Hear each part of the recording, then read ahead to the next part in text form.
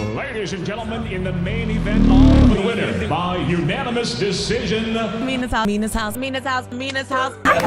Mina's house. Mina's house. Mina's house. Mina's house. Mina's house. Mina's house. Mina's house. Mina's house. Mina, say what? Thank you for watching. It's the Mina's House podcast.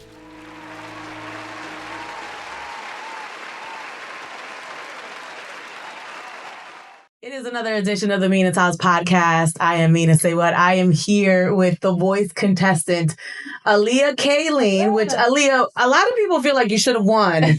So I'm very happy to be talking to you. I did an article on you for the Philadelphia Tribune, yes. And I just wanted to kind of sit down with you and have a more in-depth conversation about your background. Mm-hmm. You literally have been thrusted into the limelight, yes, right? Yes. People are in love with you. They feel like you were wrong, like you should have won. So there's already like this camaraderie of people bonding with you, feeling like they need to advocate on your behalf. Which I love. Thank you. So how has that transition been for you? Kind of just like going from being in the national spotlight to now going back home and you know, returning to that everyday grind?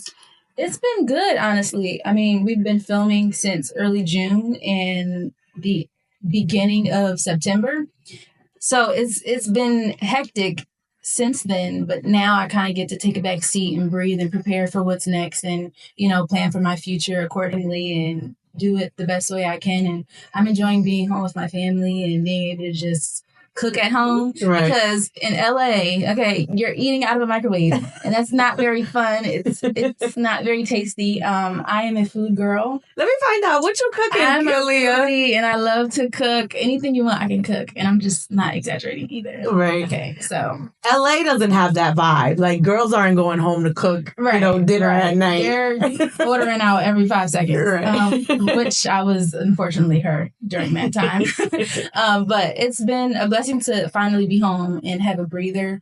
You're constantly either with your family 1 second, 1 week, and then for the next 3 weeks, you're out working and your schedule is fluctuating so much and you're doing so many things and in so many different environments that you have to adapt to. So I'm in an environment that I was born in. And I get to sit back and just be. I love that. I feel like your story is very special and it says a lot about your ability to really adapt to change, right? So while you were in the Berklee School of Music, correct? Yes. You get this call that you're about to be on The Voice. So literally, it's your senior year, which everybody in their senior year is like, where am I going to work at? What am I going to do with my life afterwards? How am I going to make money? And you are like kind of preparing for a major life change. Yes. Tell me about balancing all of that. And do you feel like maybe your senior year was changed because of this big opportunity? Well, anyone who knows anything about Berklee College of Music knows that our schedules are insane. Mm-hmm. It's not your everyday college experience. You don't only have 2 classes this day or just 4 classes in general. You're taking 8 classes, plus you're in extra ensembles and productions, and some students are even working on top of all of that.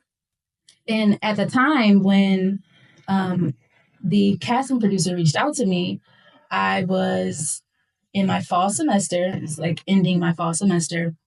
And I'm like, nah, this is a scam, you know. And I did my research. You know, I had to make sure he had his credentials. And he did. And I said, okay, you know what, God, I'll just go through with it. Like, whatever happens, happens. So you don't hear from them for like months. You just submit all your videos. And they're like, okay, we'll reach back out to you like spring. So I'm doing my senior year. I'm involved in a few different things. And I'm also trying to work on my own things as far as music. And we reach spring semester, which is my last semester at Berklee, in senior year. And I'm in 2 major productions. Like, it's taking up all of your time. You're rehearsing till 12 midnight. Like, you got full dates. And you just gotta do it. Like, I'm in rehearsals, writing the essays and, you know, getting up to sing, coming back, and then emailing people from the production at, you know, The Voice and like, hey, yeah, I'm ready to move on with the next step, or thank you for getting back to me. It's something that you just have to juggle. And thankfully, I've been in spaces for a very long time as a creative where you just have to adapt to things no matter how they come to you.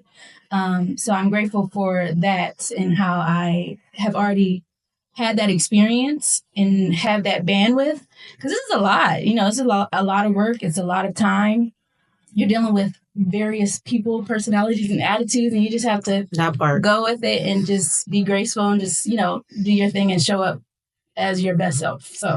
So you get to LA, you're like, I'm really here competing on The Voice. Yes. What was the most overwhelming thing for you? I think the most overwhelming thing at that time, number one, was the unknown. Because, okay, you're going out here, but you're still able to get cut from the production. Like, people don't know, like, the people that go to blinds, that's not everybody that was, from there from the beginning. I think you did say that. I think you said there was like 200 people or something. Right. There's like... That's crazy. There's over 100, a little over 100 people that start this process, and there's a chunk of people that go out to LA, but they're still cutting people up until the day of the actual blind audition. I know, like, some people were getting cut the day before they were supposed to, like, they were scheduled to do their blind audition for the production. So it's just like the unknown. It's just like, okay, I'm spending money to come out here, and you have to spend your own money. As far as like necessities, you do get a stipend and things like that. But if, let's say, I did get cut, you would only get like not that much money. You know what I'm saying? So they pay you per day. Is that how it works? So they pay for your accommodations. They pay for a stipend for your food, and then per day. Is that how that works? Right. So you get like a weekly stipend every week. And okay. Then, yeah.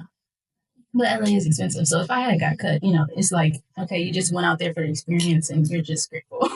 I'm going home now. Which everyone is. But yeah, it's, I mean, like, going out there, it's the unknown. Like, you don't know what these people are looking for. You can't take things personally, number one, because that's just the business we're in. But number two, I was leaving the day after my mother's birthday. And for many of you who know, and for those who don't know, my mother passed in 2021. So her birthday is always a huge thing. A ball of emotions for me and my siblings. So it was just like, okay, you gotta just get up and go. You're trying to grieve, and you're trying to, navigate all of your feelings. And you also have this huge, exciting thing that she's not a part of, but this huge, exciting thing that you're experiencing yourself. So there were a lot of feelings going into this production, and I just had to do it. And I just had to know why I was doing it to keep me going.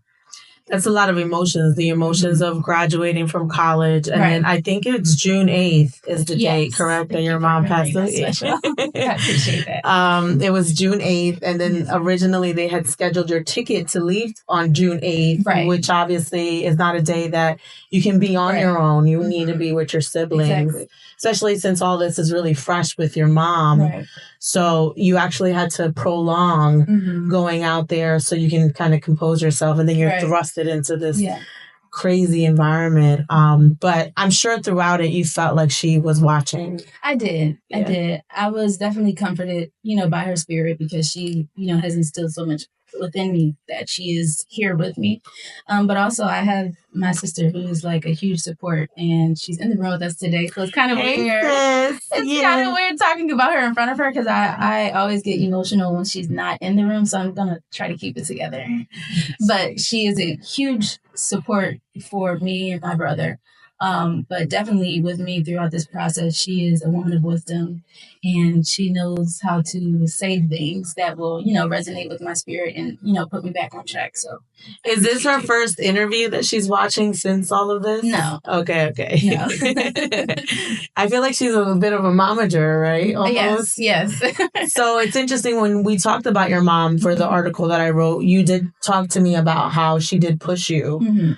And that you studied under the jazz Christian artist. What was her name again? Ruth Naomi Floyd.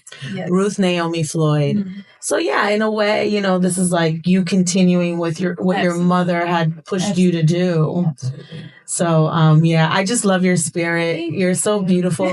She literally has minimal makeup on and she is like the prettiest. Thank you so much. Prettiest. So we're gonna get to what's happening now because I kind of can feel like you can be doing modeling stuff. Not that you want to be. Because you have the voice. Works. I don't know. Yeah. But you're there, right? So that journey was weird because you obviously were singing very difficult songs, which I was very, I was surprised by the fact during our interview, you told me they picked the songs for you. Yes. I did not know that. But that kind of gives you an insight about, like, you're not singing songs. I mean, you have the right, and I guess you can suggest. Yes. But they ultimately decide. Right. So I feel like even that can decide your future. Exactly. You know, maybe you want one song more than the other. Right. But they end up picking that song. And then for you, and I didn't know this at the time, but while I was watching, I'm like, why do they give her these huge ballads? Like, why is she singing the voices, right? Everybody else sings little cute songs, whatever. Something that's like, okay, little pop songs. You're singing Celine Dion, Tamar Braxton, Whitney Houston. So I feel like even putting you in that category of singers, and then you pick the Halle Bailey song as well. Halle is a little mermaid. Yes. Her falsetto is crazy. Yes. So even in that, I feel like they were already putting you in this hole, which is it's hard for you to be there because you're literally 23. Yes. And you're singing iconic songs by voices of generations. Yeah. And you handled it beautifully. Thank you. Thank you. Were you ever in the moment like, damn, why do I got to sing this song? And this person gets to sing, you know, I don't want to shade anybody else, but so-and-so, you know? Honestly, no. I've always, since a child, I've loved the bigger and grander songs. And that's just something that I've always stuck with. And I love a challenge. If I feel like the key is a little bit of a challenge, I'm like, okay, well, it's not like I don't have the range. Let me just work on it. But as far as like the Tamar Braxton, she was top on my list of songs that I had chosen. And I was like, I hope they pick that song. And I said, I better sing that song like I haven't. And that was my first time singing the song. So I was really happy to be able to sing it on The Voice for millions of people to see. And for Tamar to see, thank you, Tamar, for shouting me out. Oh, she did see it. Did. I love it. She posted it on her page and everything, which, you know, is not very common for Tamar don't co-sign people. Right. So, thank you, Tamar. That was a huge blessing. I love you so much. But for the rest of the songs, I had for my very last performance, the Whitney Houston performance, I had a feeling that they were going to choose Whitney Houston. I got a call from Snoop's assistant, and she said, you know, we want to give you a big song. And when people say that, I'm like, okay, it has to be Whitney Houston. Right. I thought they were going to choose a different song than the one I sang by Whitney. And I was like, okay. Like when people sing Whitney Houston songs, sometimes they're just played out. People don't do them justice. And so I'm you like, sang I Have Nothing. Yes, I sang I Have Nothing. Right. And I'm like, okay, the song was, you know, performed on the show previously.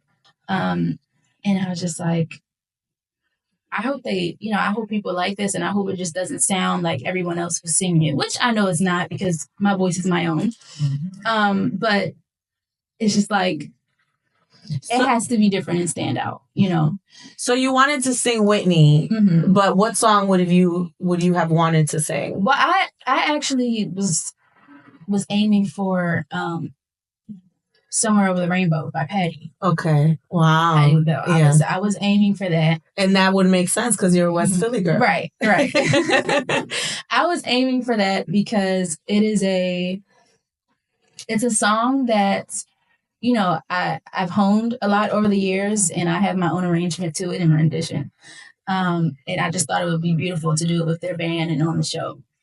And Snoop's assistant, you know, let me know that they were aiming for a Whitney song.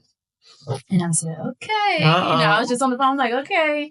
And I've sung Whitney songs previously, but this song is, you know, this is a this is a song that everyone knows. But could you connect with that? I feel like you have to connect with I Have Nothing. Do you connect with I Have nothing but my love for you? You have to really be in love. Like, I ain't got nothing without you, bro. Like, did you connect emotionally with the song? Could you? I connected emotionally with the song in the aspect of just being a singer. But also in the way that,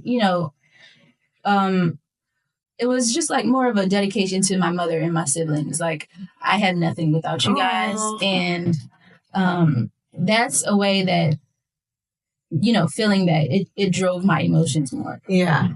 But as a singer, it's like you have to embody Whitney, but you have to embody yourself even more. Because singing other people's songs, you don't want to sing it like them, but you also don't want to oversing it.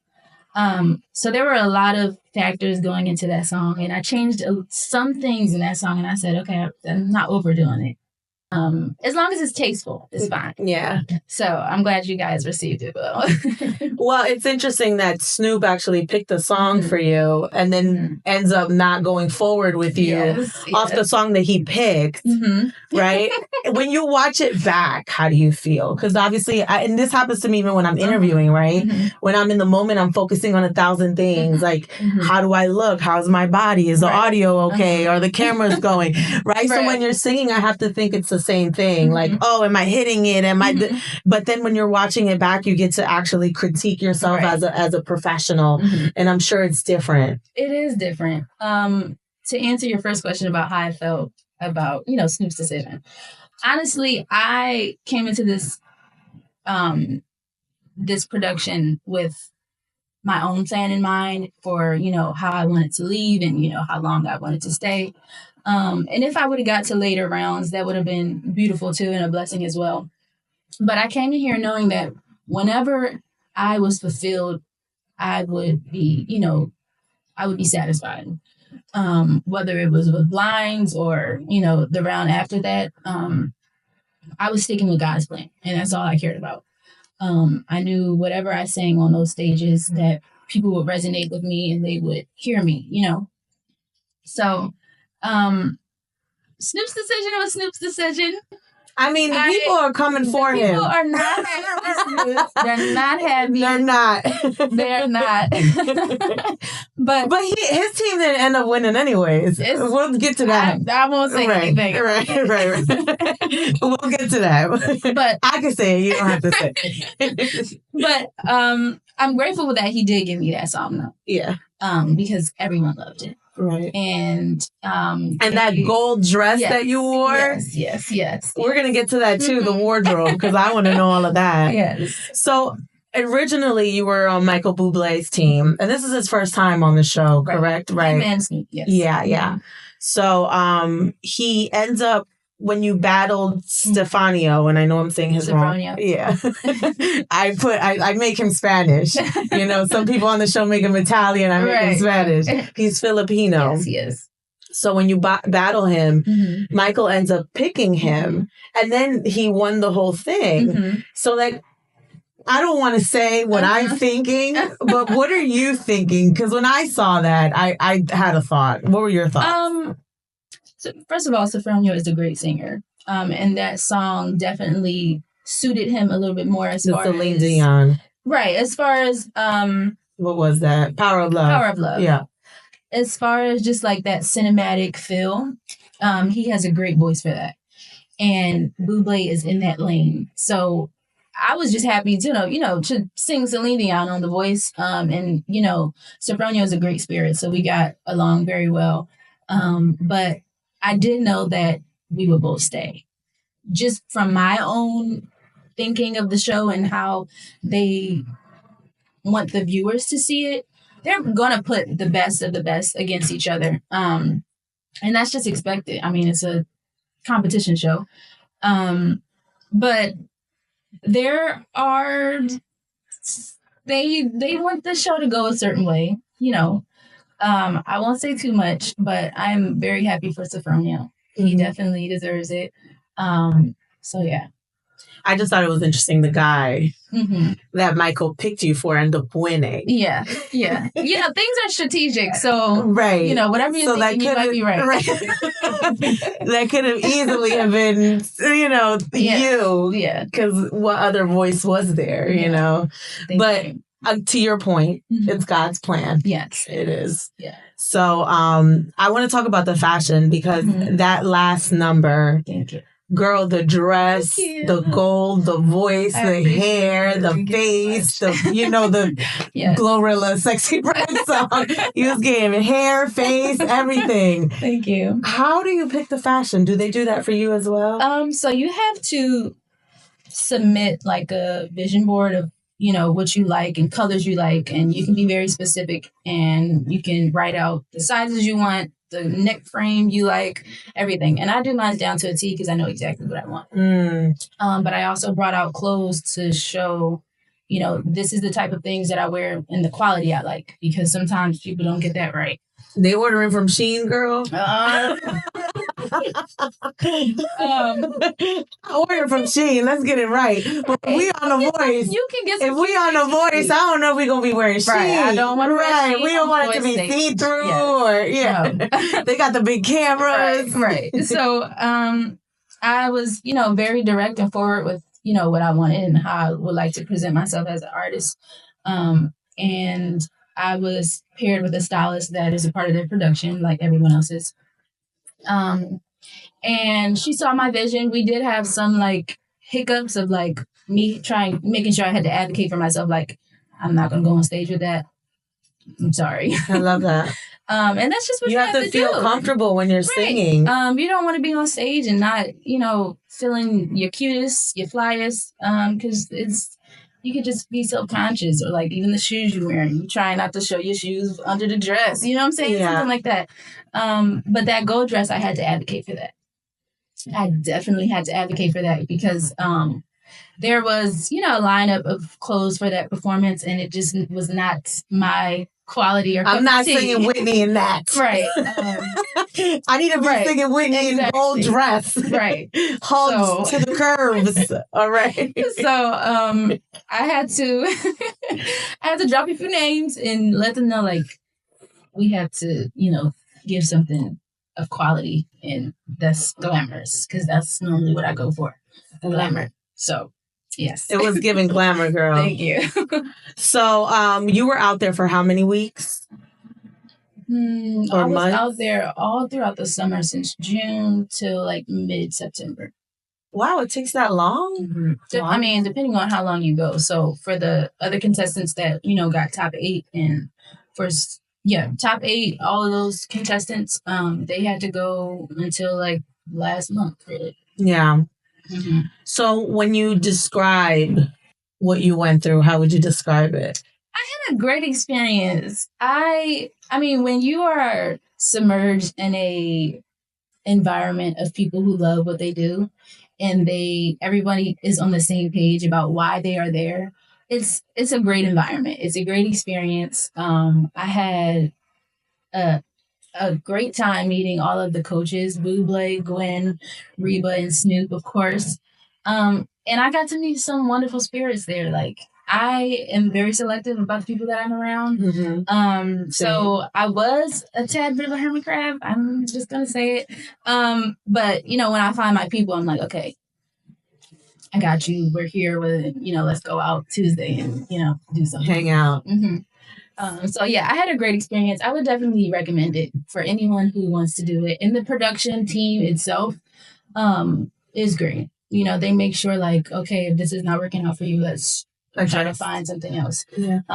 So I would recommend it. Yeah. Yeah. So Reba said, and I'm trying to find the direct quote. She said, "You have the voice of an angel." She did. Which Reba's voice. Right. Is voicing. Who was the coolest judge? I know we talked about you were on Bublé's team and then you switched to Snoop, but who you think I could hang out with that one? Who was it? Gwen, Reba, So I didn't spend too much time with Gwen or Reba. Uh-huh. I only got to experience them in passing, or if we were doing something in the stage space. Oh, okay, that's interesting. But I don't know. I had good coaches. Like I had Bublé and Snoop.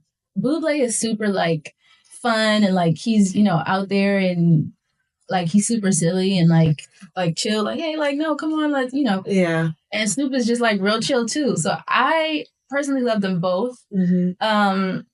Yeah, they're both fathers. Like they know how to just like be in a room and like kick it with young people and not like try to make it about them or like make it like, oh, I'm head honcho. You know what I'm saying? Yeah. So they're super cool. So I would say both Bublé and Snoop. Okay. Yeah. I'm surprised. I thought maybe during filming, you would get more interaction with the other judges. And you do, but you spend most of the time with whoever your coach is. Yeah. What did you learn from either one of them when it comes to your singing? I feel like maybe you would learn a little bit more from Bublé, but did you learn anything about your craft? I did. So with Bublé, as far as where like how he thinks about creating music, he's very cinematic, like we were talking about earlier. He'll write a song and like think about walking in Paris and the scenery it is in and like how it feels if you graze someone's hand and you guys hold hands together. And I was able to get more into that space with the little time that I had. But as a writer, that's how I think anyway. But as a performer, it was not. It was more of a make sure you're not moving too much. Make sure you're you know what I'm saying? Make sure you're not over exaggerating certain things and you are just being a singer as well. Because a lot of times, and I also got this wisdom from Lettucey. She was actually my professor at Berkeley. What? She was. How do you have all these amazing voices just casually coaching you? It's only because of God. Only. But she told me like sometimes singers we're moving too much. Like if you're not dancing and singing, there's no reason you should be walking across the stage 50 million times or like moving your arms around so much. Let me tell you something. I was so impressed by Adele. Adele does not move. No, she stands there and sings in her power. It blows my mind, and I'm not. I don't feel like I need a two-step. I don't feel like I need to be entertained. It is the most incredible thing that she does not move. She stands right there and sings. And you're still encapsulated. Yes. Like, straight on center. Only her. It's interesting you say that though, because I never realized that if you have a powerful voice, why you need to do all that? Yeah, your voice will do enough. Yeah, and it's honestly it's a good practice to keep, just to not move around a lot because it can be distracting. I mean, if it's an upbeat song and you got some 1-2 steps in there, do your thing. But especially singing huge songs like Tamar, Halle Bailey, and Whitney Houston, Celine Dion. Celine Dion, she doesn't really move. She might do that little short thing. Whitney likes to, tap and, but they just stand there. And, Whitney will give you a head. She give an attitude with the head, right? But they just stand there and, look out at the crowd and they just sing their song. Yeah. And it's funny you say that. When Halle Bailey's with Chloe, she does more dancing because that's Chloe's vibe. Right. But when she's on her own, she's singing these very regal, captivating songs where she's not doing all that. That's interesting. And for some artists, it works. But, to just get the voice out there. And, that's what people like. And it's a good practice to keep as far as, an artist. So from Bublé, I was able to get that cinematic aspect and performing. Yeah. Because, I grew up with like all of the teachers that I've had to not move so much, but it was more about relaying the message, but also making sure you use the stage. Yeah. Whereas Bublé is like, use the stage, but act like you're looking out to something else. Yeah. You're not looking out to an audience. You're looking out to, let me go stand by the tree over there. That's hard. Right. It is hard, but it sets the scene for the audience to imagine. Yeah. So that was a good thing that I learned from him that I will keep And from Snoop is just to stand in your power more and like not be afraid of it. Because I do have a big voice and I'm still struggling with, not being afraid of it. And like, if I'm like blowing everybody's ears out in the stadium, I'm so sorry, but I have to do that. And I have to get better with that as far as, if it sounds too loud, just let it be loud, but it's going to sound good.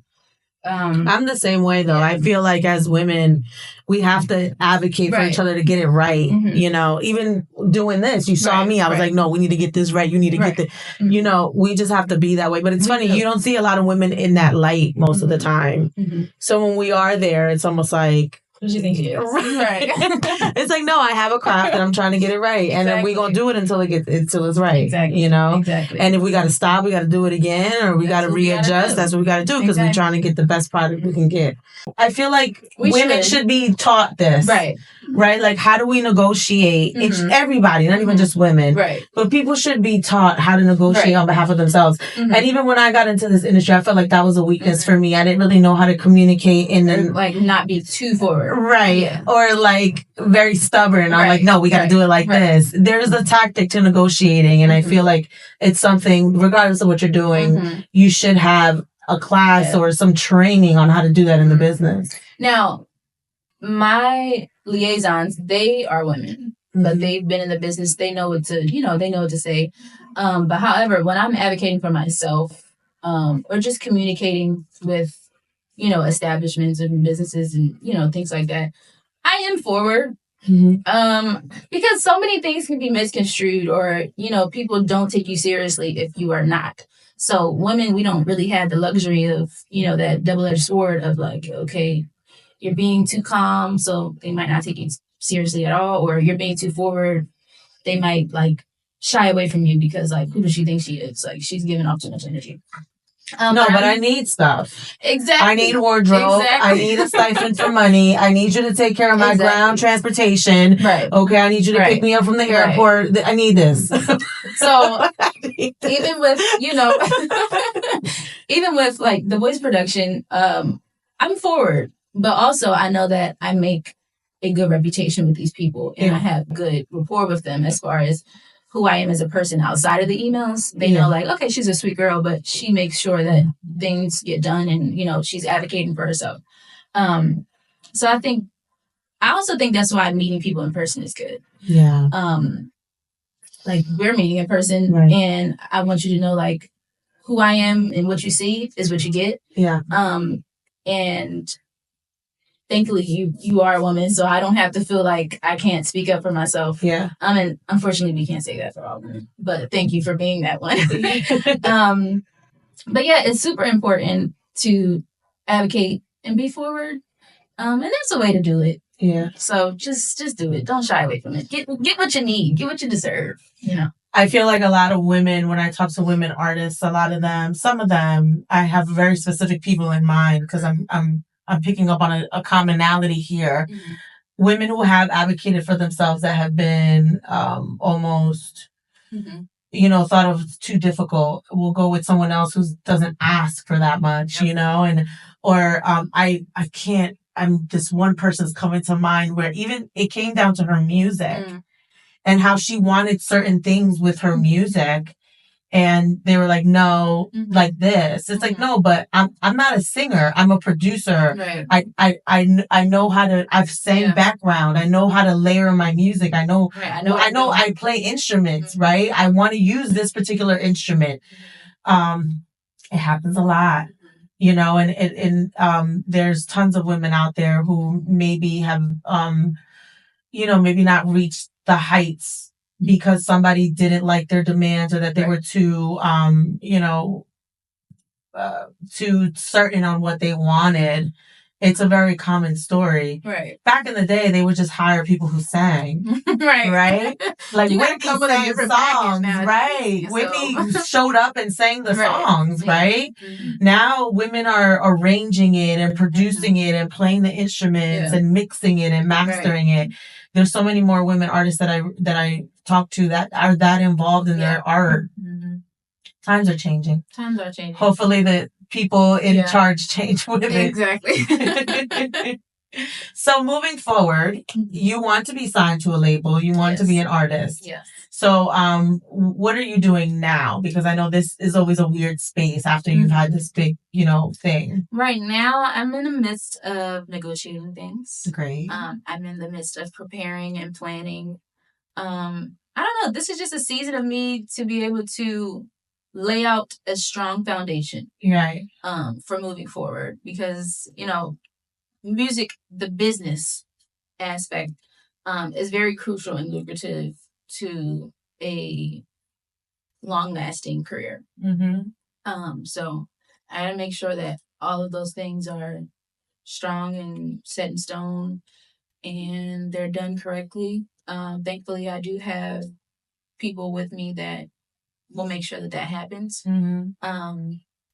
So yeah, that's what I'm getting ready for. I'm creating, and You dropping an EP? What are we doing? I don't want to say too much. Okay, good.